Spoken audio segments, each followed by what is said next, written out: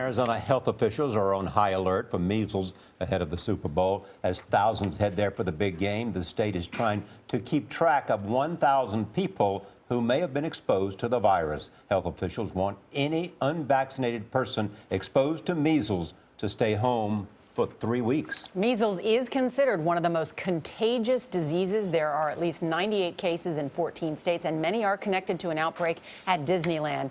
Health officials now suspect a visitor from overseas may be to blame. Our Dr. Holly Phillips is with us. Holly, good morning. Good morning, Nora. You know, with the Super Bowl on Sunday, this is a real concern because you have so many people in close contact, and measles is incredibly contagious. It really is. And, you know, if you're lucky enough to have tickets to the Super Bowl, you should absolutely enjoy it. But I will say... Thank you, Holly. Yeah, of course. But, you know, I will say it's a concern because Yes. the Super Bowl brings thousands and thousands of people together in really close contact, just like Disneyland. And we see exactly how quickly measles spread there. You know, a lot of people don't realize measles is one of the most contagious infectious viruses that we know of. If you are... Because it's airborne? It's airborne, and if you're unvaccinated and you're in close contact with someone who has it, there's a 90% transmission rate. Not only can people cough and sneeze it on you, but it lingers in the air for up to 2 hours. It lives on surfaces for up to 2 hours, so you can be exposed and not even realize it. How do you know that you might have it?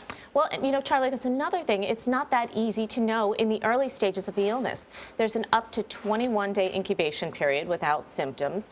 And then in the first 3 or 4 days of symptoms, it's hard to distinguish from the cold or flu. It's not until you get the white spots in your mouth and that reddish-brown rash that spreads down your body until you can really recognize it. So should everybody, if they're concerned, go to their doctor and find out if they've been vaccinated, and if not, be vaccinated? Yeah, you know, if you are not sure whether or not you've been vaccinated, you can go to your doctor. You can have a quick blood test that will say whether or not you're immune.